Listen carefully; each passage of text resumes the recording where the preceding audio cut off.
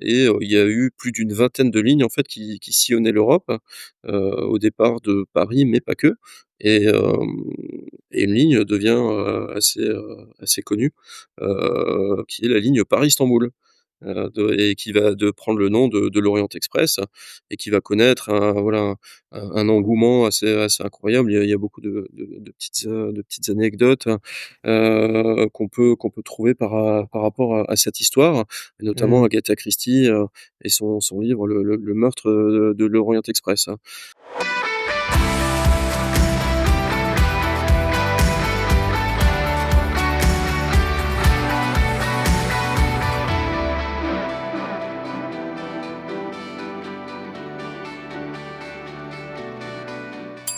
Vous vous souvenez sans doute de mon échange avec Marjolaine Levesque d'Hotel Partner. Cet épisode a fait un carton.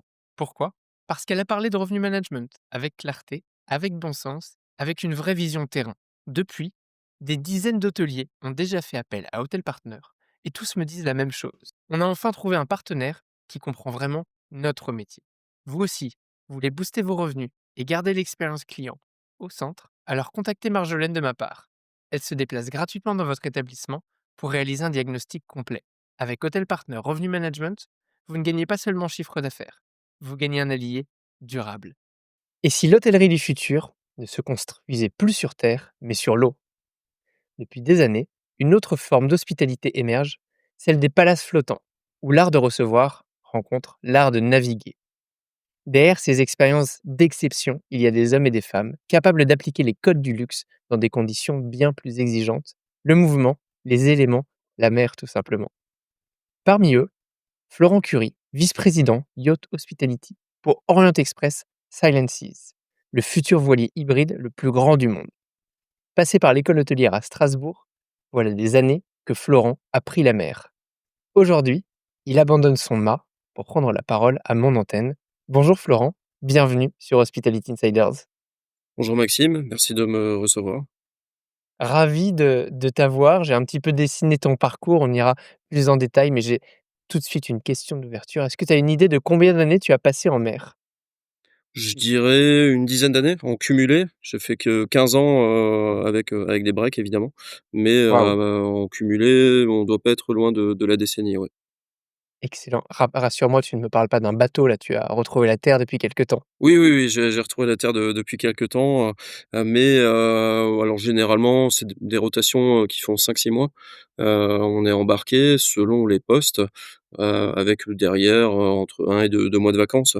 Maintenant, il fut un temps, enfin il y a une quinzaine d'années, on va dire, où, la croisière était, en pleine expansion. Il y avait certaines opportunités, à saisir, et donc peut-être prendre un petit peu moins de vacances, mais évoluer, vers d'autres postes. Donc moi j'ai fait un petit peu ce choix-là. Effectivement, il y a, je crois que c'est l'année 2012 où j'ai passé, plus de 11 mois en mer. Waouh, Enfin j'ai fait 6 mois et 5 mois et demi à peu près, sur 2012, parce que j'avais, voilà, des possibilités et que j'ai fait le choix de les saisir, donc oui, voilà. s'accrocher, ça doit être, perturbant. On va discuter de tout ça. Je vais avoir un florilège de vocabulaire autour de la navigation, de la plongée, c'est très bien. Je voudrais qu'on parle donc de la partie, navigation, flottante. Donc toi, en effet, tu navigues pour le coup dans cet univers aussi, depuis très longtemps. Tu peux nous expliquer ce que c'est aujourd'hui l'hôtellerie flottante et peut-être le marché que ça représente? Alors l'hôtellerie flottante, il y a beaucoup d'acteurs sur le marché, on va dire l'hôtellerie qui flotte, qui avance, qui navigue avec un certain nombre de contraintes, hein, de très grandes différences, comparées à l'hôtellerie, traditionnelle qui reste au même endroit. L'équipage dort à bord, donc énorme différence. On rentre pas à la maison tous les soirs, donc on part pendant 2 mois, 5 mois, des fois plus. Et au-delà de ça, l'hôtel se déplace, et donc si, le chef de cuisine n'a pas d'endives pour son entrée du déjeuner, malheureusement, il peut pas aller à Métro ou téléphoner à Pomona pour se faire livrer, des endives, et voilà, il y a une expression qui porte, enfin qui est très représentative, c'est faire avec les moyens du bord. C'est vrai, j'avais jamais Et pensé et que ouais, et ben je à pense que ça l'origine de vient de là, l'expression. hein. Ah bah, je suis sûr maintenant que Ouais. tu l'as dit, ça me paraît évident. C'est évident, on est bien d'accord, hein. Mais effectivement, c'est un marché qui est en pleine expansion depuis un bon nombre d'années. Le covid a mis un frein, comme partout, je pense, mais c'était un frein, assez temporaire et depuis alors bon, le covid, il y a eu 2 ans à peu près de stop, mais depuis 2022-2023, tous les grands opérateurs de navires de croisière continuent de construire. Tous les grands chantiers européens sont très chargés en demande. Les chantiers de l'Atlantique, vous avez les Italiens également, Fincantieri et puis il y a un constructeur, allemand, slash finlandais, qui est très demandé aussi, et aujourd'hui vouloir construire un navire de croisière, peu importe, les moyens financiers, on va dire que tu peux avoir, il faut attendre, les chantiers de l'Atlantique à Saint-Nazaire, je pense qu'ils sont occupés pendant les 3 pro les pardon, au moins les 5 prochaines années, Waouh! au niveau de la construction. Donc là, si Heu, je veux un navire, il faut oui. que j'attende 5 ans avant qu'il sorte ou 5 ans avant qu'il rentre en chantier? Alors, si tu veux un navire, plusieurs options, soit ce qui se fait aussi, hein, pas mal, c'est racheter un navire, fonder ta compagnie de croisière, et éventuellement, faire des modifications. Alors, on peut faire des modifications plus ou moins onéreuses, selon le projet, bien sûr. 2e option, c'est d'aller vers un chantier, mais à ce moment-là, il faut déjà avoir, un projet, parce que dessiner un navire, nous, pour te donner, une idée, notre projet, de plus grand voilier du monde, c'est un projet, d'une dizaine d'années. Sachant que la construction Waouh! physique, elle dure 2 ans. La découpe de la première tôle de l'Orient Express Corinthian, qui est notre premier voilier, a eu lieu, c'était mars 2024 et donc la livraison aura lieu en avril 2026. Donc c'est vrai qu'à ce niveau-là, c'est quand même assez rapide. Ouais. Sur site, au chantier de l'Atlantique à Saint-Nazaire, il y a une dizaine de milliers de personnes qui travaillent. Ils construisent généralement 3 navires de manière simultanée et donc bah, il y a des ressources humaines Je assez rappuie importantes. là-dessus, mais attends, Oui, tu dis une dizaine de milliers de personnes oui, sur un c'est ouais, chantier pour faire abso 3 navires à la fois. Ça donne une idée un peu de l'ampleur, des absolument. navires et des savoir-faire. Des navires, des savoir-faire, des différents corps de métier, il y a des cuisinistes, il y a des électriciens, il y a des chauffagistes, et tout le monde se suit au fur et à mesure, parce que, bah, quand on ferme une cloison, il faut être sûr que, la tuyauterie, et l'électricité, derrière cette cloison, a été faite, donc c'est vrai qu'il y a un énorme travail d'organisation en amont, qui est chapeauté, par la direction du chantier et derrière, c'est énormément de sous-traitants qui viennent, et qui ont un corps de métier bien particulier, hein.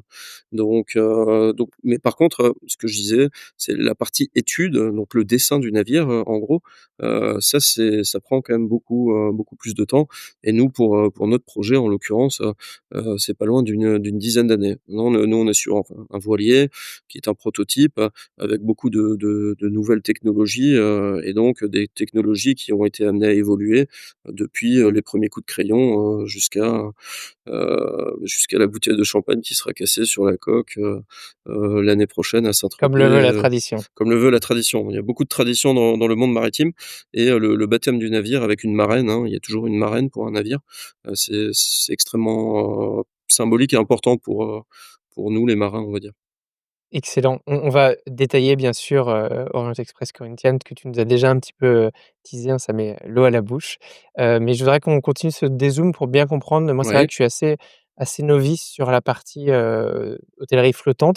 Tu as quelques chiffres qui viennent oui. illustrer, en je sais pas, en nombre de navires, en chiffre d'affaires, nombre de passagers? J'ai aucune idée de comment est-ce qu'on calcule. Absolument. Alors, fin d'année dernière, la flotte mondiale, donc décembre 2024, comprenait 490 navires, en fonction et qui étaient en fin de construction, on va dire. Donc là, aujourd'hui, on est quasiment 12 mois plus tard, donc on a dépassé les 500. Donc des navires de tout type, hein, vous avez, les navires les plus gros du monde en termes de capacité, qui sont des navires qui vont transporter, 10 000 personnes. Donc on est à 7 600 passagers et environ 2 500 membres d'équipage. Donc là, on imagine alors Incroyable. on va pas appeler ça un village, mais là, on est plus, plus vers la Ah ville, c'est une ville ouais, flottante, assez conséquente et derrière, si on fait des calculs rapides, bah, ça fait, 10 000, multiplié, allez, on va dire par 3,5 ou 4. Il y a 40 000 repas ou 35 000 repas à préparer journalièrement. Donc on imagine un petit fou. peu la logistique, de ces, de ces monstres des mers, effectivement, ça représente, énormément de passagers et on est, sur un chiffre d'affaires, qui est aux alentours de 40 000 d'euros sur l'année 2024. Sur l'année 2024. Versus, 33 en 2018. Donc on a pris, allez 20, entre 15 et 20 supplémentaires de chiffre d'affaires, sur 6 ans, ce qui est quand même assez colossal, je pense. C'est colossal, absolument. Et en termes de nombre de clients qui ont voyagé en 2024, on est sur 35 millions de passagers. Donc si on regarde Donc la là encore, France, c'est des chiffres ouais, toutes, compagnies confondues. toutes compagnies confondues, absolument. Donc 35 millions, c'est la moitié de la France, en fait. Enfin, j'aime bien faire ce genre de comparatif. Effectivement, 35 millions, c'est oui, enfin, comme si une personne sur 2 en France était partie en croisière versus 21 millions en 2022. Donc là, on compare 2022 à 2024. Il y a quand même eu, une augmentation, C'est assez incroyable comme, conséquente. augmentation. Mmh Mmh. et donc Je m'attendais pas à de tels chiffres ouais. en volume, en effet, je me rendais pas compte et par contre, proportionnellement, c'est vrai que 500 navires, ça me paraît peu, et donc ça, c'est la catégorie des navires, je sais pas comment on appelle ça, de croisière, loisirs, ça c'est classé comment? Alors ça, c'est les navires à passagers, en fait, légalement, on est classé, et c'est là où tu as la différence entre le yacht, où c'est un navire qui peut accueillir 12 convives, peu importe le nombre de membres d'équipage, mais la limite, c'est 12 convives. Puis après, tu passes en navire, à catégorie, navire à passagers et donc là, c'est au-delà de 12, avec un bon nombre de règles de sécurité différentes, où tu as vraiment un niveau au-dessus, parce que tous les membres d'équipage, au-delà d'être, chef de réception, concierge, électricien, le commandant.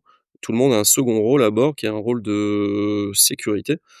Si, il arrive quelque chose à bord, on a des pompiers, on a des habilleurs de pompiers, on a des personnes qui vont guider les clients vers l'endroit, où, on doit rassembler les clients, peut-être abandonner le navire.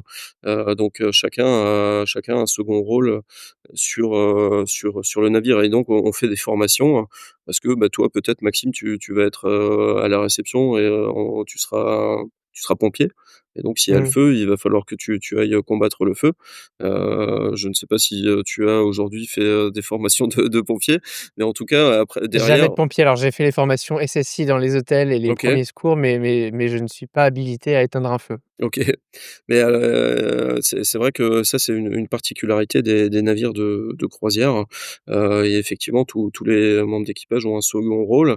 Il y a des formations qui sont obligatoires à terre, qui sont des formations, on va dire, assez basiques et après à bord, il y a une formation continue, qui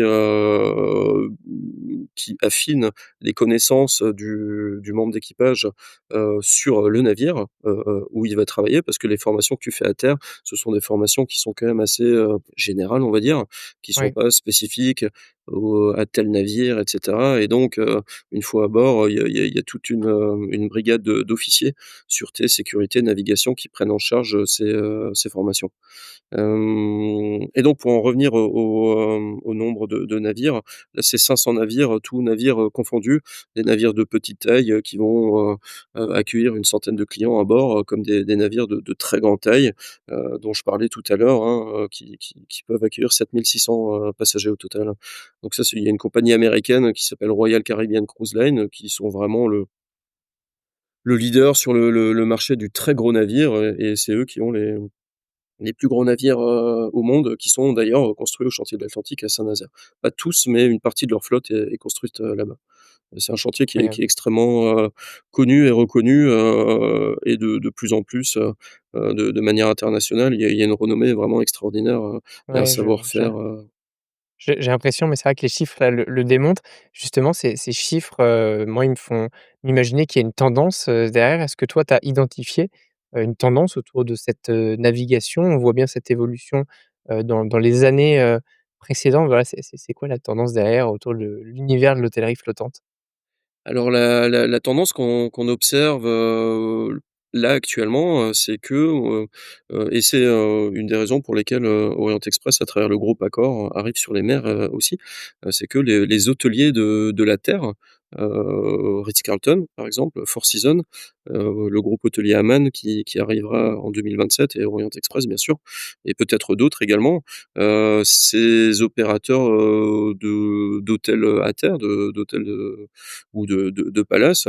Je pense, enfin je pense, j'en suis sûr qu'ils ont toujours eu des clients, croisiéristes dans leurs hôtels, des clients qui allaient sur de différentes compagnies, et donc ces hôteliers, se sont dit: On va peut-être aussi, construire nos navires, pour garder nos clients écosystème, dans notre écosystème Ritz-Carlton, Four Seasons et cetera. Donc il y a cette tendance. Alors ça, c'est un pourcentage assez infime, hein, parce qu'on parle de navires, avec une capacité, Ritz-Carlton est aux alentours de 450 clients, Four Seasons, ça va être environ 200, nous on va avoir une centaine de clients.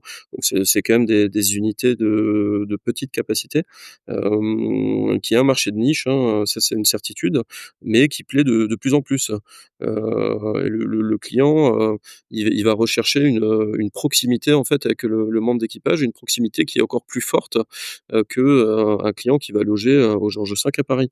Parce que quand vous êtes dans une grande ville, on peut sortir de l'hôtel, et aller se promener, alors que quand on est sur le navire quelque part, on est enfermé. Alors Bien sûr. c'est une prison dorée évidemment, mais on est quand même, pris au piège de ce fabuleux navire.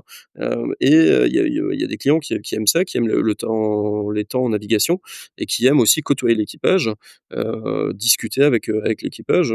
Moi, pendant mes 15 ans de navigation, j'ai passé beaucoup de temps, à déjeuner ou à dîner avec des clients, avoir des clients qui viennent, dans mon bureau tous les matins, enfin qui venaient dans mon bureau tous les matins à une certaine heure pour me parler de la pluie et du beau temps, de comment ça va à la Ouais, ils maison et viennent boire le cetera et café en cetera. fait, hein, littéralement. Exactement, exactement. Ouais. Donc il y a vraiment cette vie, on peut comparer ça un petit peu à un resort, isolé, à terre où, c'est généralement des séjours qui durent, au moins 4 nuitées peut-être Oui et et pardon, hein, pour la parenthèse, mais oui, ça, c'est quand même aussi une spécificité, c'est que tu parlais d'un client Four Seasons hôtel classique. Il vient, il reste, 1-2 nuits, peut-être plus s'il veut, mais il peut partir quand il le souhaite. Là, il arrive à bord, il part plutôt pour, plusieurs jours, voire semaines en fonction des croisières absolument. Oui, oui, tout à fait, hein. et là, il y a pas d'échappatoire de: «J'en ai marre, finalement, je vais rentrer à la maison, allez, je Non. change, ma destination». Non, c'est vrai qu'il y a pas d'échappatoire. Maintenant on a voulu, faire aussi des voyages un peu plus courts parce que la durée moyenne de nos voyages, chez Orient Express, on est aux a 1 semaine à peu près, donc 7 nuits, par contre, on a voulu, casser aussi, ces semaines-là et faire des voyages de uniquement 3 nuitées, et c'est pour l'instant un format qui est assez intéressant et qui a son public, Et donc donc pour toi, c'est oui. quoi la tendance? On va parler après d'Orient Express parce que je Mmh. pense qu'en plus, tout le Ouais. monde n'est pas au courant de ce qu'on s'apprête à annoncer. C'est vrai que moi-même, Orient Express, c'était des trains jusque-là. Mais pour rester sur la partie tendance, donc c'est quoi? Tu parles de lenteur de voyage, il y en a qui recherchent ça? C'est le fait d'être sur l'eau? Est-ce que c'est le manque d'espace sur terre où on va chercher autre chose? C'est quoi ça? Ouais. Alors, je pense qu'en premier lieu, le fait d'être sur l'eau, c'est très important pour les clients. Le fait de se déplacer, sans avoir à faire et défaire sa valise, c'est aussi un mode de voyage qui plaît énormément et qui plaît de plus en plus, parce qu'on va embarquer, admettons à Marseille et puis on va débarquer à Malte, quelques jours plus tard. Tout ça en ayant fait, 2-3-4-5 escales, sur l'itinéraire qui va durer, 7 à 8 jours, hein. Donc c'est vrai qu'il y a cette tendance aussi de j'arrive, je pose mes valises, et puis je ne fais plus rien entre guillemets. On va trouver, énormément de choses à bord. Alors évidemment, du F&B, bar-restaurant, mais également alors ça c'est sur ces très gros navires, généralement, il y a une piste de karts, il va y avoir des toboggans, il va y avoir un mur d'escalade, Ah oui, un c'est un si parc un de si loisirs, en ah fait. oui, c'est un parc de loisirs. Après c'est un schéma un petit peu différent où, le client, avec un prix d'appel assez intéressant. Mais l'idée, c'est certainement de garder un petit peu le client à bord parce qu'il y a tellement d'activités, pour pouvoir, voilà, avoir le client un maximum captif sur les activités du bord. Donc effectivement, le fait d'avoir tout à proximité, et aussi c'est une mode, hein, quelque part que tout le monde, enfin où beaucoup de monde, suit pardon, et de plus en plus, voilà après c'est vrai qu'on en entend aussi de parler de plus en plus, il y a de plus en plus de campagnes publicitaires, à ce niveau-là aussi, enfin je pense, moi en tout cas j'en vois de plus en plus, donc il y a une réelle mode, voilà, j'arrive, sur un navire, je me déplace d'une manière différente, avec, peu d'embouteillages, pour ne pas dire aucun, en pleine mer.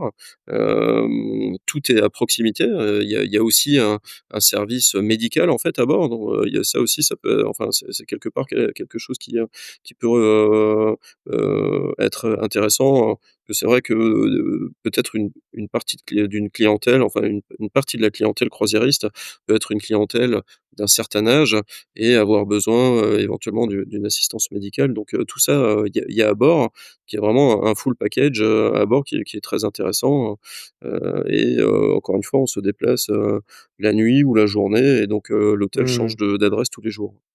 Complètement, et tu te réveilles, le la vue de ta chambre n'est jamais la même. Tu peux dire c'est toujours de la mer finalement pour, Mmh. ceux qui réduisent ça, mais en fait, c'est quand même un peu toujours, différent tous les jours, ouais. Intéressant, comme perception et d'avoir cette tendance. Hop, hop, hop, j'interromps quelques instants votre visionnage de l'épisode, simplement pour vous dire que vous êtes de plus en plus nombreux à me suivre sur YouTube et je vous en remercie. Vous l'avez vu, je mets beaucoup d'énergie pour que tous les épisodes soient filmés depuis le début de l'année 2024. Pour m'encourager, pensez à mettre un like et si vous n'êtes pas abonné, faites-le. Vraiment, ça m'aide beaucoup et ça me permet de continuer de grandir et de vous proposer des épisodes toujours plus qualitatifs. Allez, je vous arrête pas plus longtemps et retour à l'épisode. Je voudrais, si ça te va, qu'on parle donc plus spécifiquement, d'Orient Express qui a Mmh. justement, décidé de prendre la mer. Donc les les rails se sont transformés, donc en navigation. Je veux bien que tu nous dises un petit peu, peut-être annoncer la nouvelle, tout le monde n'est probablement pas au courant, et expliquer aussi la genèse d'Orient Express et du projet spécifique, à Silent Sea et les navires que tu as cités tout à l'heure. Alors, rapidement, un tout petit peu d'histoire. Donc Orient Express, une marque, qui date de 1883, qui a été Mmh. créée par un Belge, Georges Nagelsmacher, qui est allé aux États-Unis pour, un voyage et qui a vu, Carlson Wagonlit, qui, voyageait à travers le pays, avec, des passagers à bord et donc ces personnes-là, sachant que le voyage durait plusieurs jours, dormaient à bord, mangeaient à bord. Donc ils ramènent ce concept, en Europe. Ils créent la Compagnie internationale des wagons-lits. C'est vrai que des fois, quand on est dans certaines gares, notamment là, pour les journées du patrimoine c'était Saint-Lazare. Non pardon, c'était la gare d'Austerlitz où, il y avait certains wagons historiques, qui étaient visitables. Et donc on voit encore, la Compagnie internationale des wagons-lits, donc le logo, CIWL, qui est un logo qui est assez magnifique. Et donc il crée cette Compagnie internationale des wagons-lits avec, un bon nombre de lignes, qui voient le jour au fur et à mesure, des années qui passent à travers l'Europe. Et il y a eu plus d'une vingtaine de lignes en fait qui sillonnaient l'Europe, au départ de Paris, mais pas que. Et et une ligne devient, assez connue, qui est la ligne Paris-Istanbul, et qui va de prendre le nom de l'Orient Express et qui va connaître un engouement assez incroyable. Il y a beaucoup de petites anecdotes, qu'on peut trouver par rapport à cette histoire, et notamment Mmh. Agatha Christie, et son livre Le meurtre, de l'Orient Express. Donc ça a duré et perduré pendant un certain nombre de décennies. Le dernier voyage a eu lieu dans les années 70. Voilà, l'arrivée de l'avion, les modes de vie et de voyage, qui évoluent. On a moins de temps en fait, hein, donc il faut aller plus vite. Donc on prend l'avion, on prend plus le train et donc la compagnie internationale des wagons-lits, s'éteint petit à petit. Dans les années 70, la SNCF rachète, pour le garder au patrimoine, national. Elle Hem, rachète Carlson Wagonlit? Elle rachète Carlson Wagonlit, ouais. Oui. Si je dis pas de bêtises, je pense que c'est Ouais, ça. ouais, non mais ça OK. je Tu et tu tu d'ailleurs, ouais, d'ailleurs pour l'anecdote, je crois que les tickets de train quand tu prends dans certains trains, tu sais, Intercités, c'est oui. encore les tickets de restauration sont encore, sous le nom de Carlson Wagonlit, ce qui me fait Ah, c'est beaucoup rire. possible, ouais. Ouais. C'est possible. C'est vrai qu'il y a une superbe histoire, qu'on connaît pas forcément, mais il y a une belle histoire du ferroviaire, en France, notamment grâce à Carlson, Wagonlit, slash la Ouais. compagnie internationale des wagons-lits. Et donc dans les années 70, tout s'arrête, quelques décennies plus tard, Accor, sous l'impulsion de monsieur Bazin, rachète le nom Orient Express. Donc différentes idées, et notamment, faire, revivre le train, remettre le train sur les rails. Il y a un documentaire Arte qui a été fait sur la recherche, de certains wagons historiques, qui est enfin sur l'histoire de l'Orient Express de manière générale, et on voit notre historien Arthur Mettetal qui a fait sa thèse sur l'Orient Express, qui trouve, alors je ne sais pas exactement par quel moyen, mais que certains wagons étaient, abandonnés, entre la Pologne et la Biélorussie. Avec des ar enfin, voilà, ils trouvent ça à travers des archives. Grâce aux satellites de Google Earth, ils localisent ces wagons, parce qu'ils savaient le format des wagons, la couleur qu'avaient les toits des wagons. Ils les localisent et puis, il va, les récupérer pour, Accor. Donc il y a eu un peu de négociation certainement, et il revient avec, 32 voitures, je crois. 32 voitures C'est historiques, fou. et l'histoire est exceptionnelle, on le voit dans le reportage.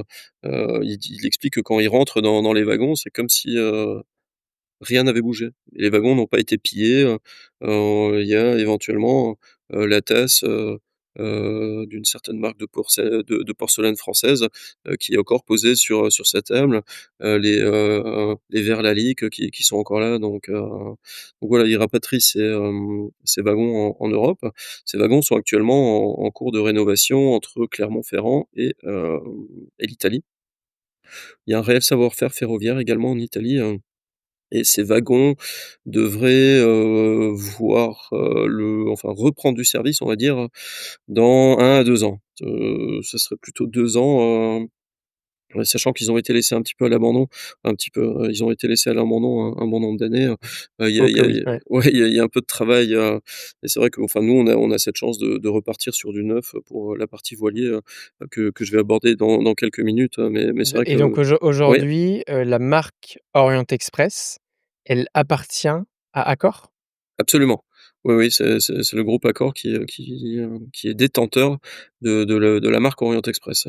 D'accord, et quel, lien avec, LVMH qui je crois, touche une partie pas d'Orient Express, mais peut-être en tout cas des trains aussi? Oui, alors, LVMH, via la marque Belmont, qui exploite, quelques trains, avec, une appellation Orient Express. Tu vas avoir l'Oriental Express, qui sillonne, la Malaisie.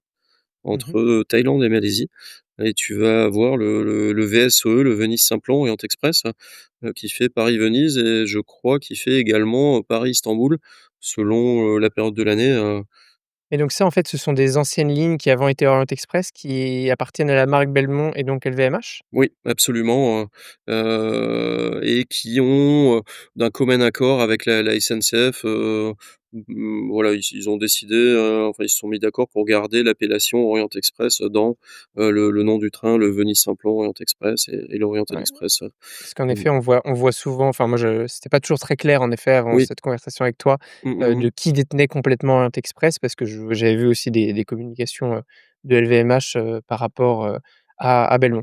OK, jusque-là, Et on est toujours sur ouais, vas-y. ouais, et au-delà de ça, on parle de LVMH, LVMH est notre, actionnaire, financier pour le projet Orient Express.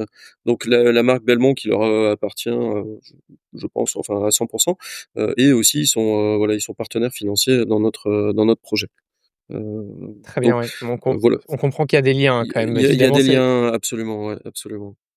ouais, deux grosses entités françaises, qui sont, rapprochées, en tout cas, à travers ces projets. C'est, très clair, merci beaucoup. Jusque-là, par contre, on est toujours sur terre, on est toujours sur des rails. Je voudrais bien que tu nous emmènes en mer, toujours avec Orient Express.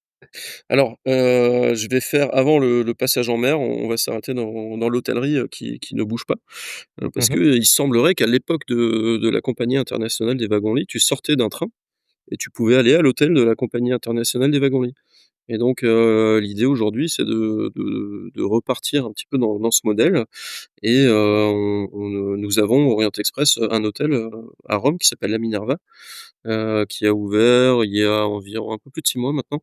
Un autre hôtel qui est en cours de rénovation, à Venise, qui va s'appeler, le Palazzo Don Giovanelli, aussi sous la marque Orient Express et d'autres possibilités qui arriveront.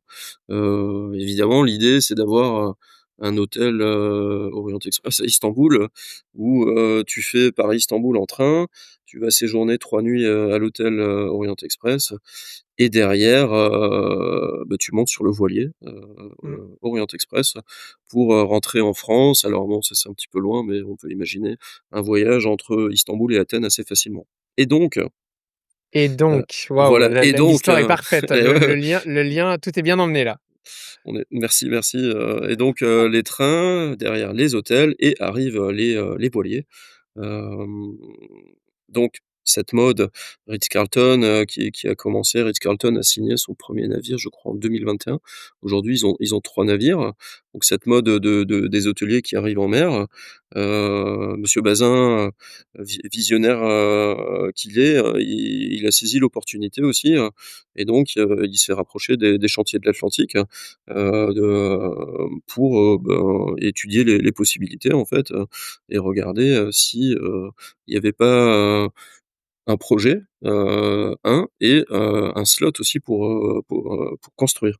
Parce qu'avoir un projet, comme je l'expliquais en début de discussion, un projet c'est bien, mais si tu n'as pas la place pour construire, bah, derrière il va falloir attendre, quelques années. Donc il semblerait que les planètes étaient alignées à ce moment-là, et donc les Chantiers de l'Atlantique, proposent à monsieur Bazin, au groupe Accor, un projet de voilier, qui dormait, dans leur tiroir, qui avait été, qui a eu ses premiers coups de crayon, dans les années, 14-15. Et également avec, 2 slots de construction, enfin 2 possibilités pardon de construction, et donc tout ça est présenté, à monsieur Bazin, un business plan qui est monté et cetera et quelques mois plus tard, le projet, est ficelé, signé et la construction commence. Autant la construction au site, au chantier de l'Atlantique à Saint-Nazaire, mais la construction aussi de cette compagnie maritime que nous sommes, mes collègues, et moi, en train de développer, parce que opérer un navire quelque part, il y a besoin d'une équipe support, à terre, et d'une équipe support qui connaît un petit peu ce monde-là, l'hôtellerie embarquée, à bord d'un navire. Et donc l'idée est de construire un navire différent. Donc nous construisons un voilier, qui est un réel voilier, hein, un voilier qui va faire, 220 mètres de long, Ah 25 oui. mètres de large. Donc on est sur des dimensions, assez impressionnantes, pour un voilier, et surtout avec des mâts qui font, 70 mètres de haut. Le corps du navire, lui, faisant une trentaine de mètres à peu près, et le mât faisant 70, on est à une hauteur, d'une centaine de mètres. C'est Donc gigantesque. c'est colossal. On va être, le plus gros objet, après un iceberg, mais on va être le plus gros objet, du monde flottant, qui puisse avancer, avec la force du vent. Ça n'existe pas aujourd'hui. Donc voilà, on va devenir ce plus grand voilier du monde, enfin plus grand, au pluriel, parce que nous construisons 2 voiliers, avec des dates de livraison, fin avril 2026 et fin avril 2027. D'accord. Voilier Donc dans la ouais, compréhension, ce sont 2 modèles identiques. J'ai compris que l'histoire des plans, c'était très long à faire, oui, et donc en fait, il y a le Corinthian qui est le premier qui aura mis 2 ans à être produit c'est ça. et le second est arrivé plus tard sur le chantier et donc sort 1 an plus tard. Absolument, absolument. Le second qui est, aujourd'hui, alors le premier, alors je vais pas dire qu'il est quasiment terminé, mais la coque est complètement assemblée.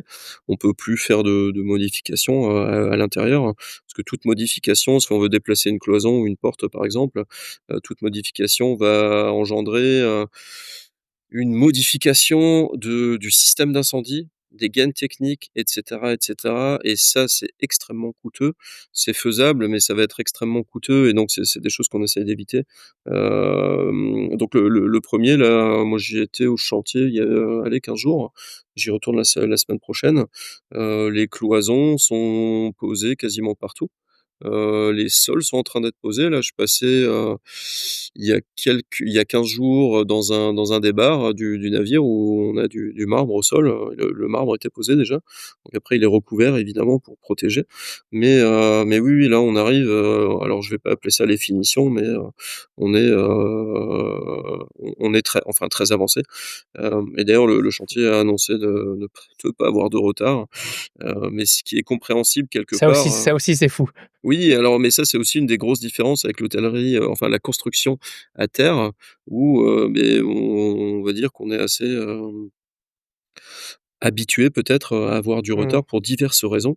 Mais les chantiers de construction, navale, en fait, ils ont une telle, force de frappe, avec des centaines de personnes, qui sont à disposition. S'il faut mettre 500 personnes en plus, pour rattraper une semaine de retard, c'est quelque chose qui est très facilement, Mmh. organisable, je pense. C'est assez dingue. Et derrière, il y a un carnet de commandes aussi qui est extrêmement, dense, Mmh. avec des pénalités de retard où, bon, le chantier n'a pas forcément envie d'être en retard parce qu'il va y avoir, voilà, des indemnités Excellent. à verser à Ouais. l'armateur. Bon, bah, parle-nous alors de, Orient Express, donc c'est Silent Sea, c'est ça la partie navigation? Voilà, alors le projet, donc de voilier, qui s'appelait Silent Sea, donc les mers tranquilles et nous notre partie, la compagnie maritime, c'est Orient Express Sailing Yacht, donc yacht, à voile. Donc j'évoquais les dimensions du navire. Un navire qui est construit avec, 54 suites. On est sur une surface moyenne des suites, de 75 carrés. C'est une C'est très très, jolie très grand. surface, ouais, je suis d'accord avec toi. Une, restauration, par le chef Yannick Aleno, donc 17 étoiles au guide Michelin aujourd'hui, le chef Sublime. le plus étoilé du monde. On a la chance, de l'avoir à nos côtés pour ce projet. Pour les 3 restaurants du bord, donc on a un restaurant, qui va être un restaurant, de petit déjeuner, déjeuner, dîner, qui doit être un restaurant en fait où le client, peut manger simple, mais aussi, un petit peu plus sophistiqué, donc avec une carte assez complète. Un deux autres restaurants qui sont plutôt des restaurants de soirée. On a un restaurant, type, gastronomique, Michelin, étoilé, au pluriel, qui est un restaurant de soirée comme je l'expliquais, et un autre restaurant qui est plus autour d'une cuisine de la mer, avec des produits, préparés. On a un autre alors pourquoi je dis préparé? Parce qu'on a un bar à huîtres aussi, donc là on est plus, autour des produits de la mer, assez bruts, assez de nature, qui est un bar de journée en fait, ouverture fin de matinée jusqu'à fin de journée, où les clients peuvent aller manger des huîtres, un plateau de fruits de mer s'ils le souhaitent. Donc Yannick Très bien. Aleno, une grande Ouais. chance, de l'avoir, à nos côtés, pour, la partie restauration et la partie room service, toute la nourriture que le client aura à un moment ou à un autre, face à lui, Ouais. durant son Donc ça, c'est voyage. tout le côté food C'est ça, tout le côté food. de Ouais. F&B. Alors qui gère le B? Alors pour le billet, on a la chance, c'est une chance aussi d'avoir Xavier Tuisa, que tu connais, Incroyable. je crois, Ouais. assez Ah bien. bah, plutôt très bien. Plutôt Xavier très bien. Tuzac était l'épisode numéro 1 de ce Oui, podcast c'est vrai, oui. et avec qui j'ai eu la chance d'ouvrir le Peninsula il y a une belle dizaine d'années et qui est de ma promotion, des Oui. meilleurs ouvriers de France, lui dans la classe sommelier, moi dans la classe réceptionniste. Donc on se connaît très bien et je suis très content, de voir son nom apparaître sur un projet comme ça. Oui, ouais, ouais, alors moi, bah, enfin, à titre personnel, je suis assez passionné de sommellerie, et je voulais, enfin voilà, je voulais, Xavier, c'est quelqu'un que je suis depuis plusieurs années et je voulais travailler avec lui, voir ce qu'on pouvait éventuellement faire ensemble. Donc on s'est rencontrés un bon nombre de fois, on a discuté du projet, donc Xavier qui nous accompagne pour la partie sommellerie, mais pas que, pour la partie thé, café, le saké. Et il a un bon nombre de cordes à son arc, on va dire. Oh que oui. Donc oui, et pour la partie mixologie, on travaille avec un autre meilleur, ouvrier de France, qui s'appelle Maxime Heurt, Ouais. qui, plutôt pour la partie mixologie, et les alcools, on va dire, mais aussi la partie sans alcool. C'est vrai qu'aujourd'hui, c'est non négligeable, hein.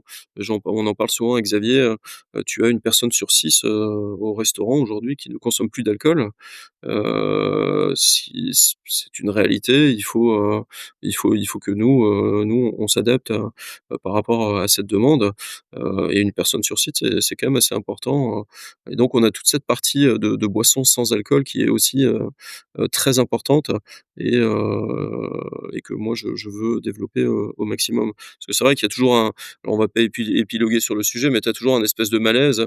Tu sais, tu as une table de 5 personnes, tu fêtes l'anniversaire de mamie, pour X raison, quelqu'un ne boit pas et donc au moment de trinquer, il y a la personne qui ne boit pas d'alcool, elle se retrouve avec un Ah bah, alors je peux te parler de mon anecdote personnelle dans ce cas-là OK, puisque moi, étant hôtelier, alors je sais pas si étant hôtelier ça l'explique, mais j'étais habitué en effet à consommer de l'alcool à table notamment, c'est quelque chose d'habituel. Sauf que soit quand je prépare une course ou là plus récemment, depuis maintenant 8 mois, j'ai décidé, d'accompagner mon épouse dans sa grossesse et OK. d'arrêter de boire. Et bien cette anecdote-là, je la vis systématiquement, Ah c'est bah, oui. terriblement gênant. Ouais, oui, je Tu suis lèves le d'accord. verre et les gens te disent: «Ah bah non, on trinque pas à l'eau».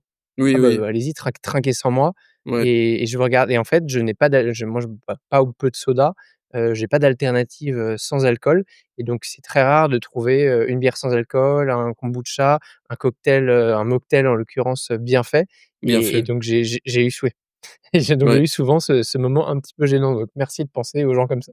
Non, c'est très important et il faut surtout pas le négliger donc là aussi on travaille avec Xavier et Maxime pour une offre, sans alcool, bah, qui soit, à niveau. On travaille avec Guerlain pour le spa également, Guerlain, qui est, une marque assez emblématique, je pense une marque qui a bientôt 200 ans, hein, Ouais en et 2000, donc ça veut dire qu'on a un ouais, spa comme on peut l'imaginer dans un hôtel mais ab cette fois-ci à oui. bord? Absolument, il y a un spa, avec une équipe de 6 personnes, avec un salon barbier, un salon de coiffure. Il y a toute une zone, qu'on appelle wet area, donc la partie sauna hammam et des salles de soins. Et des Moi salles je de pensais que soins. Wet Area c'était en dehors du bateau mais Et il y a ça aussi effectivement, à la marina à l'arrière, on a une marina qui se déploie. Alors on construit un voilier, donc c'est quand même un navire qui est destiné aux zones chaudes, aux zones tropicales. Donc on va pas aller dans le qui grand va nord, naviguer où du Tuesday Science Sea donc c'est plutôt en Méditerranée? Voilà, absolument, c'est plutôt en Méditerranée pour, l'été prochain. L'hiver, 26-27, ça sera les Caraïbes. Et il faut savoir qu'un navire suit la saisonnalité de D'accord. de manière générale, avec, bah, des repositionnements qui s'imposent, hein, pour aller, dans les Caraïbes. Il y a 12 jours pour traverser, l'Atlantique. Alors par chance, il y a pas de trafic ou très peu de trafic, Mmh. donc on n'est pas gêné par les éventuels bouchons, mais le navire avance à aller à entre 25 kilomètres/h à peu près? Oui, je D'accord. dirais, ouais, 20, Merci de pas nous avoir parlé en eux parce que je pense que tu ouais, perdais la moitié de alors tes auditeurs. on peut en parler un petit peu tout à l'heure et notamment sur un volet un petit peu, environnement, éventuellement. Oui, Mais ouais, je pense que, ouais, enfin, c'est pas je pense, c'est j'ai prévu d'en parler parce que pour moi, on peut pas parler de navigation sans parler d'écologie, mais je voudrais non, déjà qu'on reste bien sur le côté des services. Donc là, j'entends presque que c'est vraiment comme de l'hôtellerie palace, mais en fait, oui. à bord. Il faut débourser combien pour se payer un séjour, une croisière, Orient Express? Alors une croisière, Orient Express, corinthienne, les tarifs, commencent à 4 500 € la nuitée. Si c'est un voyage de 7 jours, on va être aux alentours de 30 000 €, pour une suite, qui va faire, une cinquantaine de mètres carrés, sachant que tout est inclus. Enfin tout, beaucoup de choses sont inclus, notamment, toute la partie restauration, elle est inclus. Toute la partie, beverage, elle est, également inclus. Alors, évidemment, on a toujours une carte des vins que Xavier, est en train de développer, ou une carte des spiritueux que Maxime est en train de développer, avec, des choses très exceptionnelles, extrêmement rares. Donc, ces choses-là, elles seront payantes, mais par contre, on va avoir une offre, extrêmement compétitive, et très qualitative, surtout, au niveau de voilà, du F&B qui est inclus. Hem Et puis bon, bah, Ouais. après évidemment, enfin tu Et as tout ce qui est à côté.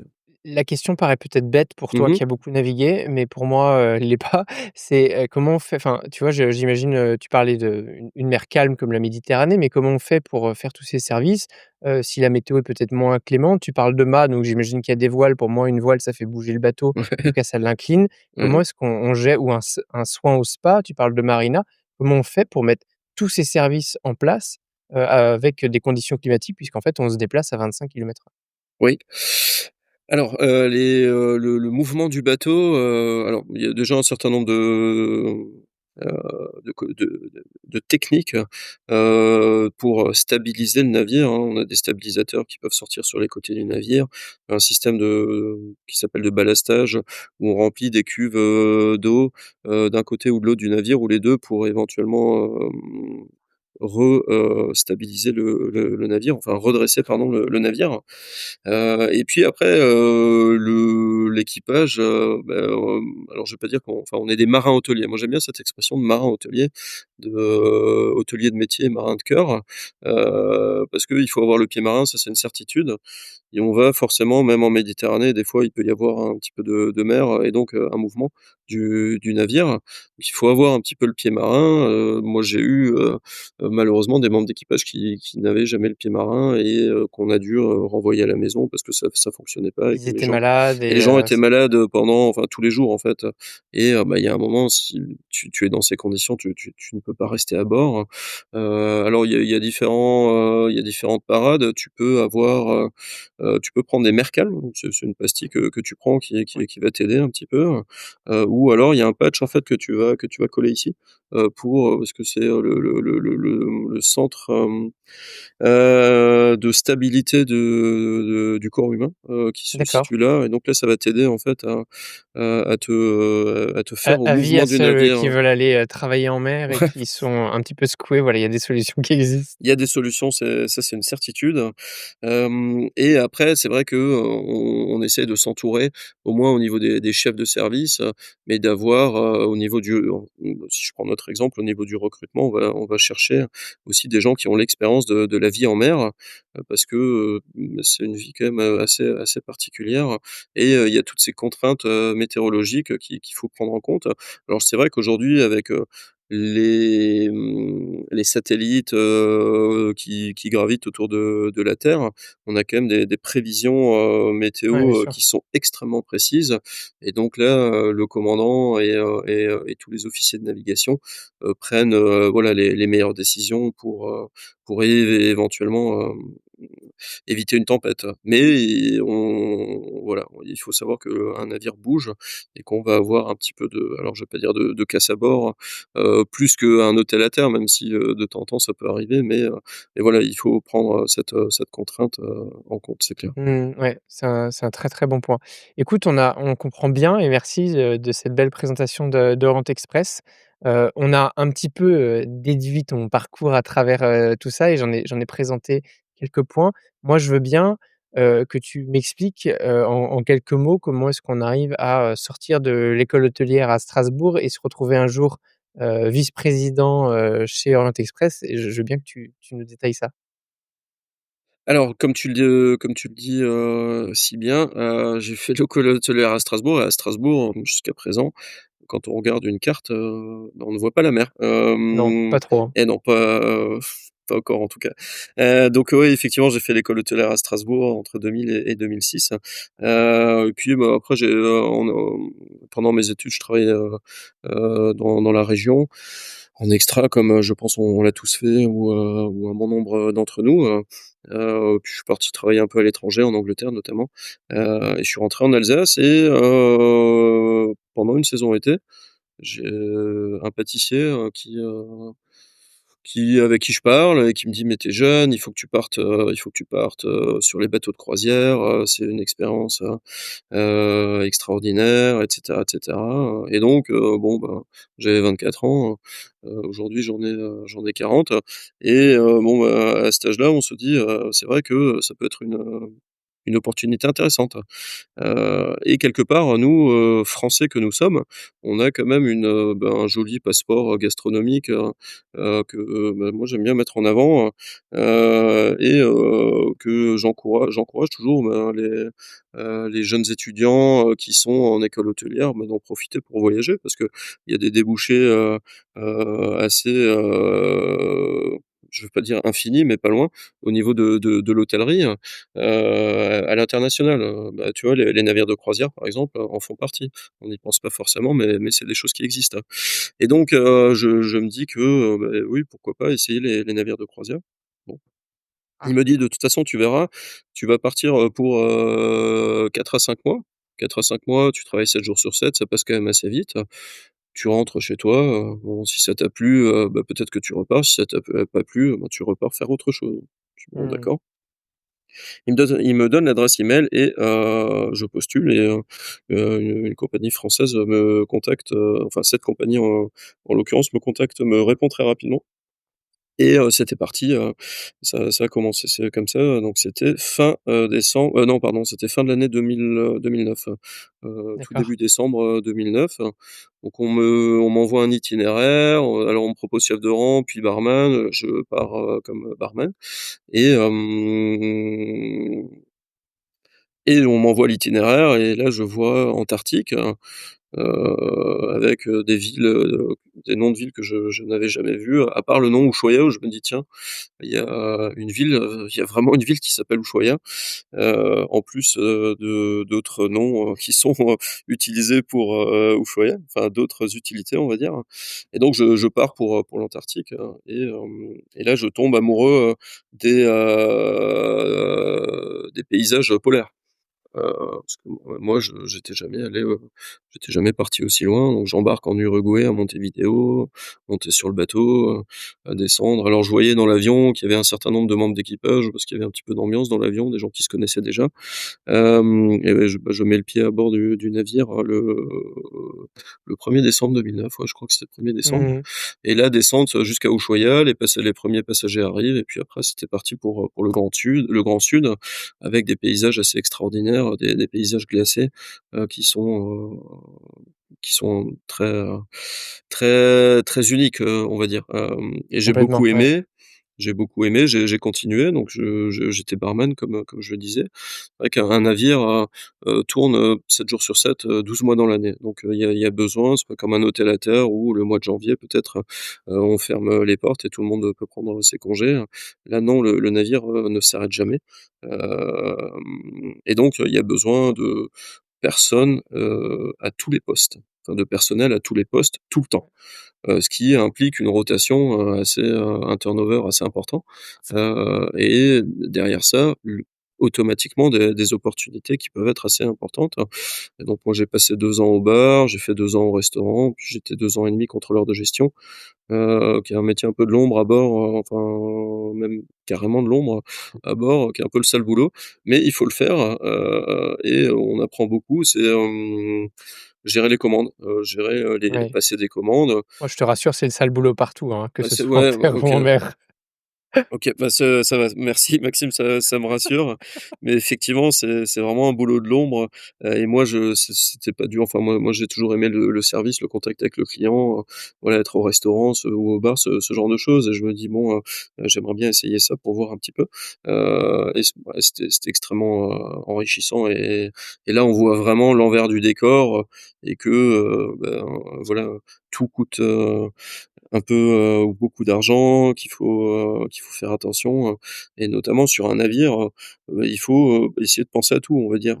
Donc évidemment, tu as des outils qui t'aident pour ça, mais si tu pars pour, une traversée de l'Atlantique, par exemple, bah, il faut, s'assurer d'avoir assez de sel à bord, assez de riz, assez enfin voilà, assez de tout, et je parle pas uniquement de la nourriture, mais également, des shampoings, des savons, du papier film, du papier toilette, et cetera, et cetera. Il y a vraiment, Ouais. beaucoup de choses qu'il faut, et donc le métier de contrôleur de gestion, s'occupe de ça et aussi de la partie budgétaire, et après en 2016, j'ai eu la possibilité de passer directeur de l'hôtellerie, après avoir passé, restaurant, D'accord. pardon, Donc bar, directeur restaurant, et d'hôtellerie à bord. Donc en fait, tu gères toute la absolument. partie hôtellerie et relations clients et il y a un commandant de bord qui lui gère le côté de navigation. C'est ça, absolument. Alors c'est assez pyramidal, l'organisation d'un navire. Donc on se rapproche un petit peu de l'armée, hein. Donc il y a le commandant, qui est, voilà, on peut le considérer comme le GM, le general manager à terre, Oui. qui est le représentant légal de l'armateur, mais qui est aussi en charge de la sécurité des clients par délégation évidemment. Mais bon, c'est le voilà, c'est, le grand patron à bord, et en dessous du commandant, tu as 3 personnes. Tu as le directeur de l'hôtellerie, tu as le chef mécanicien, et tu as le second capitaine. Second capitaine qui lui est en charge de toute la partie, sécurité, sûreté et entretien extérieur du navire, dans les grandes lignes évidemment, et la partie navigation aussi bien sûr. Le chef mécanicien qui lui est en charge avec ses équipes de la maintenance, technique intérieure du navire, des moteurs, mais aussi, des fours en cuisine, mais aussi des machines à laver, à la blanchisserie, et cetera, et cetera, et aussi de créer de l'électricité. Donc voilà, il y a tout avec tous les moteurs et toutes les installations Ouais, techniques, ouais. du bord, et après la partie hôtelière qui est gérée par le directeur de l'hôtellerie, qui regroupe, cuisine, restaurant, bar, spa, réception, le housekeeping, la partie, entertainment, aussi. Donc voilà, il y a généralement 2 tiers de l'équipage complet d'un navire, c'est l'équipage hôtelier. Excellent. Donc ça, tu vas faire ce poste pendant, quelques années. Comment est-ce que si on fait un saut dans le temps, comment est-ce que tu te retrouves aujourd'hui, vice-président chez Orient Express? Alors un saut dans le temps, dans le futur, tu veux dire si, Ouais, enfin pour de ce poste-là, donc tu es ouais. directeur de l'hôtellerie. J'entends qu'à ce moment-là, tu navigues. Tout Mmh. à l'heure, tu nous as dit que tu avais Ah oui, passé pas mal d'années en oui, navigation. oui. Comment on se retrouve à aujourd'hui où tu es, vice-président Yacht Hospitality, chez Orient Express? Alors j'ai quitté la société pour, laquelle, je travaillais précédemment, il y a 18 mois, fin avril de l'année dernière, où je suis resté 15 ans en tout, et je pense, Tu comme tu je peux te les tu peux les citer, hein, 15 ans, on peut enfin, si tu as envie, on peut oui. les honorer, hein. Oui, oui, bah, oui, j'ai aucun souci avec ça, bien sûr. C'est une compagnie qui s'appelle Ponant, qui est basée à Marseille, compagnie française, Française en plus. qui a aussi un bon enfin, qui a quelques navires, des navires, à petite capacité également, entre 150 et 200 clients, et même, 300 je crois, pour un navire qui s'appelle le Paul Gauguin, qui est basé en Polynésie. Donc j'ai passé 15 ans chez eux. Je voulais aussi arrêter de naviguer. C'était une volonté personnelle alors, on va pas appeler ça la crise de la quarantaine, mais d'un certain moment de sa vie, de se dire: «Bon, ben, j'ai fait 15 ans à bord de navires, j'aimerais peut-être voir autre chose, Mmh. et me sédentariser», et j'ai eu voilà, cette proposition. On a pas mal discuté avec les équipes Orient Express, et le projet est exceptionnel, et bon, j'ai pas eu, beaucoup, enfin, ils ont pas eu, besoin de me De te convaincre, convaincre longtemps. Ouais. longtemps, on va dire, que, voilà, le projet, m'a de suite séduit, et de voir aussi un peu l'envers du décor. C'est un challenge, exceptionnel, et moi je suis Mmh. très, enfin, honoré Bien d'en sûr. faire partie tous les jours. Et donc vice-président, ça veut dire que tu as un président au sein d'Orient Express auquel tu réfères, qui lui-même réfère, donc au bureau Accor et directement même à Sébastien Bazin? Absolument, oui, oui, oui, tout à fait. Donc, nous on est, je suis arrivé, on était 6 personnes. Aujourd'hui, entre alors 6 personnes au siège et je pense qu'il y avait à peu près, 6 personnes également au chantier. Aujourd'hui au chantier, ils sont, une quinzaine, voire peut-être même une vingtaine. Et Mmh. nous, au bureau, on est environ, 40. Donc, de faire partie de cette aventure aussi, de monter cette compagnie maritime, c'est, quelque chose de super, challenging, de super intéressant et moi j'apprends beaucoup, tous les jours. Excellent. Écoute, je te, propose qu'on construise ensemble à ce stade, la fiche bonus de cet épisode. Tu nous as parlé de beaucoup de choses, hein, au-delà de ton parcours en Express. La fiche bonus en quelques mots, c'est un lien, une fiche auquel les insiders pourront accéder et dans lequel on met, notamment, la vidéo de cet épisode, mais aussi, des contenus un peu plus, récapitulatifs pour ceux qui veulent, la reconsommer tranquillement. Est-ce que tu aurais de la documentation, quelque chose que tu as envie de partager et qu'on mettrait spécifiquement dans cette fiche bonus? Oui, j'ai de la documentation, notamment, par rapport enfin à la partie intérieure du navire, la partie qui est exceptionnelle Mmh. et notre directeur artistique, et architecte, Maxime Danjac, qui a vraiment, une attention aux détails, qui est incroyable, et ce qu'il réalise, lui et ses équipes, ça n'existe pas, enfin il y a aucun enfin moi je trouve qu'il y a aucun équivalent et je suis absolument, à chaque fois que je vois alors aujourd'hui physiquement, le navire est toujours en construction, mais on a des rendus visuels, des petits teasers, qui sont aussi des teasers vidéo, où on voit le travail de Maxime et ses équipes, travaillent vraiment enfin au niveau du détail. On est dans les années 20, les années 30, de l'art déco, d'ailleurs,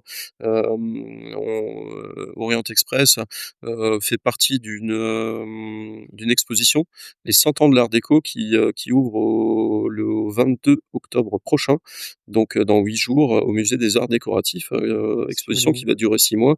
Et il y a beaucoup d'histoires, de l'Orient Express en fait qu'on va retrouver, donc c'est vrai que, voilà, j'ai des petits visuels, que je pourrais partager avec Avec plaisir, plaisir, on les et mettra dans la fiche bonus. Voilà, je sais qu'on a des amateurs, qui vont vouloir, garder un accès à ça et les fiches bonus, elles servent justement à ceci, donc merci pour eux. Hem, on ne peut pas donc discuter, de, navigation sans parler d'écologie. Moi, la question que je me pose, c'est, selon toi, est-ce qu'il est possible aujourd'hui de continuer à avoir une navigation maritime, qui respecte les enjeux écologiques? oui. Alors c'est, évidemment un sujet assez, sensible, de nos jours, enfin même très sensible, on va dire de nos jours. Et moi je pense, hein, et j'en suis assez persuadé, on a une personne, dans notre service, qui est en charge de l'éco-responsabilité du projet, et je pense qu'on peut aller vers une navigation, plus vertueuse. Alors quelques exemples.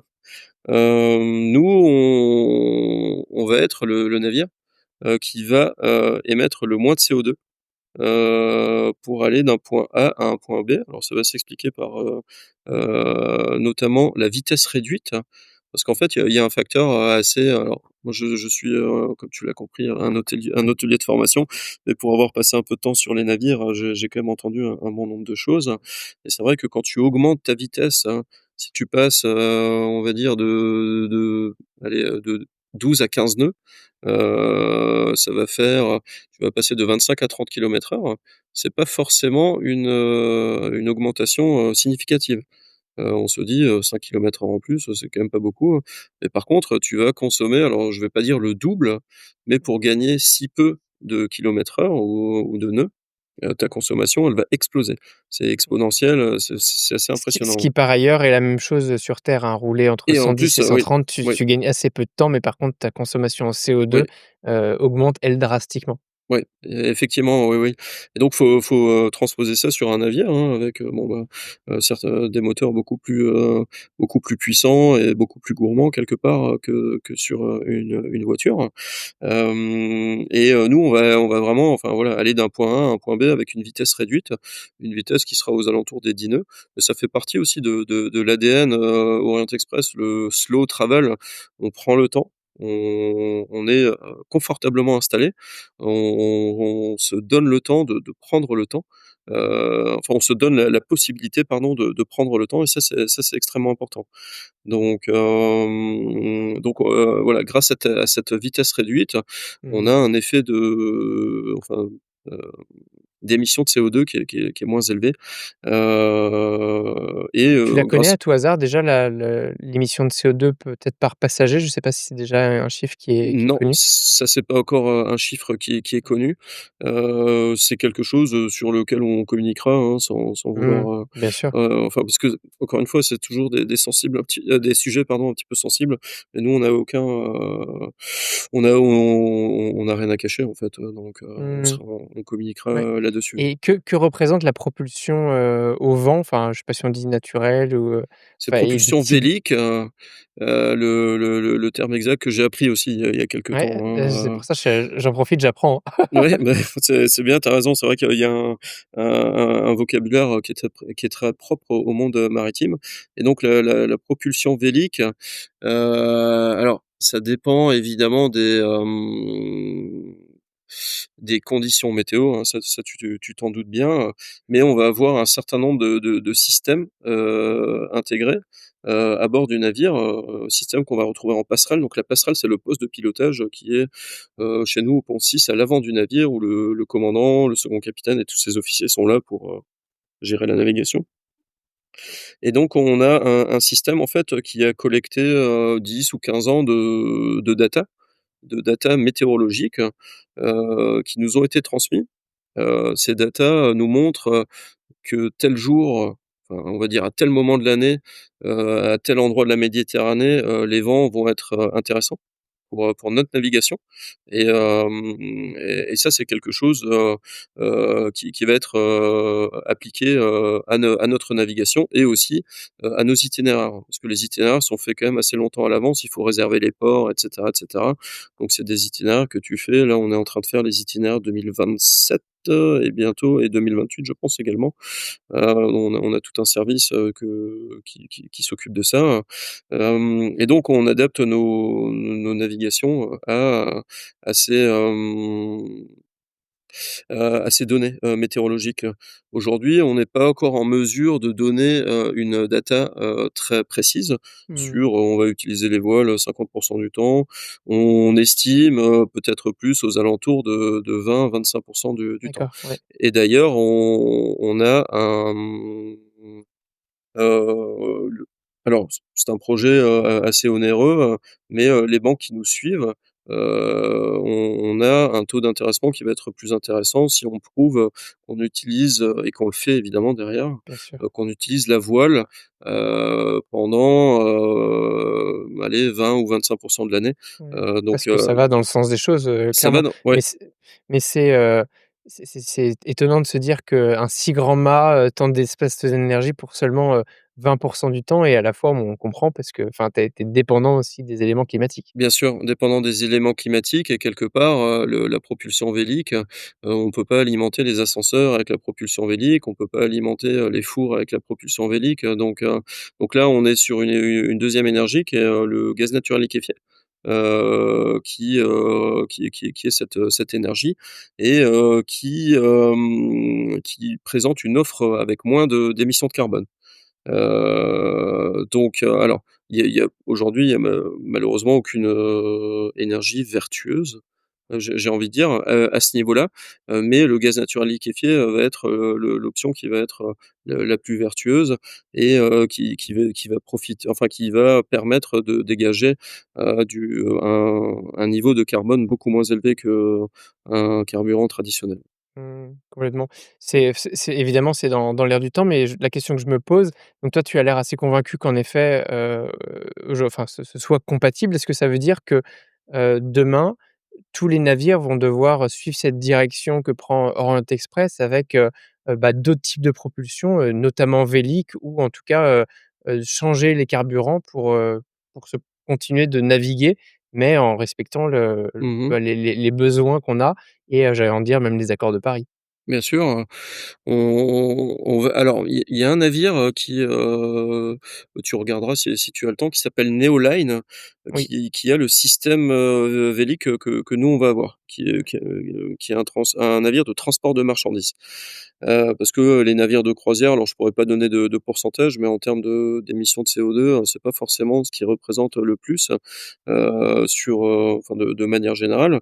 Il y a tous les navires de transport de marchandises et donc ce navire qui s'appelle Neoline, qui a été baptisé pas plus tard qu'hier, à Nantes, navire qui a été construit en Turquie, qui est un navire de transport de marchandises et qui utilise exactement, c'est un 2 mâts, c'est pas un 3 mâts comme le nôtre, mais qui utilise exactement, la même propulsion vélique, et eux veulent prouver que c'est possible, de transporter de la marchandise. Alors certes à une vitesse peut-être moins élevée, mais aujourd'hui, je pense qu'on doit étudier toutes les possibilités, on n'a plus le choix, et qu'il faut faire ce genre de décision, l'idée derrière, c'est que cette propulsion vélique se, démocratise et que les chantiers de l'Atlantique, qui construisent, enfin qui ont développé ce système de voile, de voile solide, puissent, en installer sur d'autres navires. ouais, bien sûr. Donc, alors pour avoir un voilier, il va y avoir une contrainte en termes de hauteur de navire, parce que quelque part, les navires, les géants des mers dont on parlait tout à l'heure, ils ont déjà une hauteur, assez forte, et donc si au-dessus de ça, tu viens mettre, des voiles, tu vas avoir un énorme problème de stabilité. Bien Donc, sûr. un voilier, ça te Quand limite tu dis que aussi. toi, ton voilier de 220 mètres a déjà 100 mètres de hauteur, j'imagine un géant des mers, le la taille du mât qu'il faudrait. Alors je suis pas spécialiste, mais mon imaginaire peut aller loin et je pense Ouais. que c'est un peu haut. Je pense, enfin j'en suis sûr même que c'est assez haut, et à mon avis, ça va être, compliqué, d'allier les 2. Maintenant, je pense que, d'autres énergies, pourront voir le jour. Il y en a beaucoup qui sont, je pense en développement.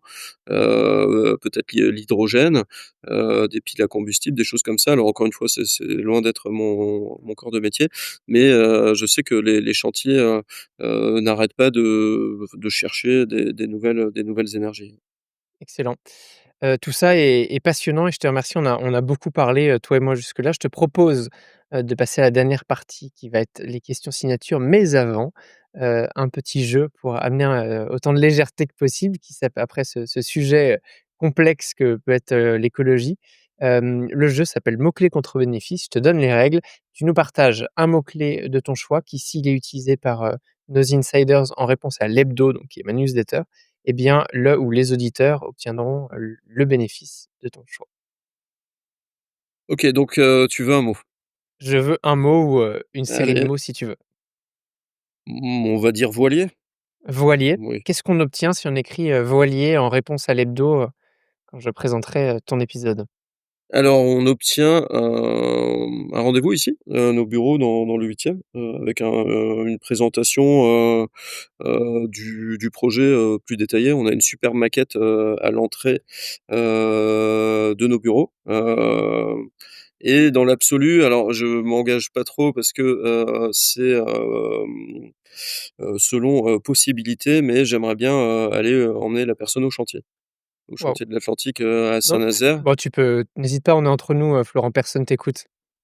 Tu ne t'engages pas du tout sur quelque chose comme ça parce que là, je peux t'assurer que tu vas devoir faire une visite. Ouais, non, mais alors, moi, je le fais toujours avec grand plaisir, sincèrement, mais il faut savoir que des fois le navire est inaccessible, pour, diverses raisons, donc voilà, on va étaler ça dans le temps, soit au chantier ou soit quand le navire sera dans le sud de la France, voilà. Ce qu'on fait, vous me répondez à l'hebdo, je vous mets en relation avec, Florent et si on voit qu'il y a un gros engouement, peut-être qu'on essaiera de centraliser ça pour, Allez, le caler sur, un moment dans le temps que ce soit possible et il oui. faut vraiment que j'arrive à me libérer pour, venir faire cette visite parce que j'adorerais aussi. Bah, tu seras évidemment le bienvenu, Maxime, et je te dis, moi j'y vais, 1 fois par allez, 2 fois par mois, mais je sais que là, dans un mois et demi, le navire va partir en essai mer. Parce qu'à un moment, il faut aussi tester, les capacités de navigation, parce qu'aujourd'hui le navire a été construit, au sec, pendant allez, on va dire les 15 premiers mois, puis il a été mis à l'eau et depuis il est à quai et il n'avance pas. Donc il y a toute, une batterie de tests Et de oui, navigation, de stabilité, de propulsion qui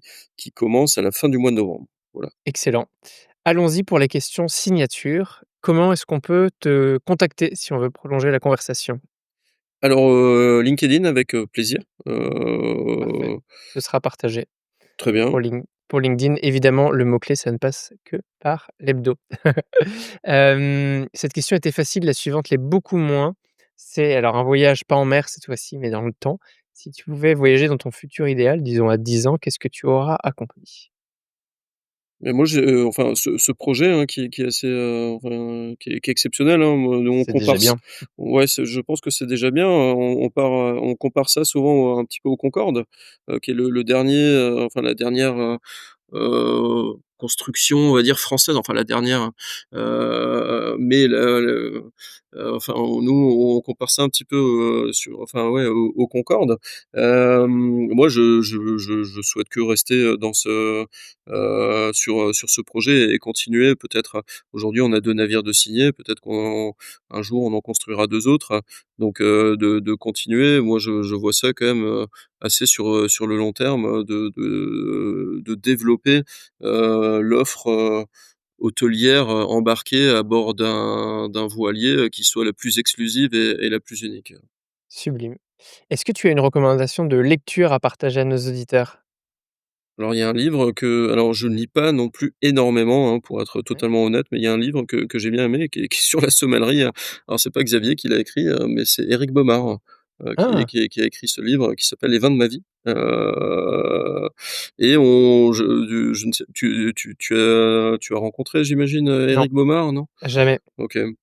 Et c'est, un personnage, assez impressionnant, d'une passion, exceptionnelle, et on sent vraiment dans ce livre, en fait, quand on connaît un petit peu, l'univers, de la sommellerie, et des domaines, viticoles, voilà, on sent vraiment sa passion et sa passion du partage.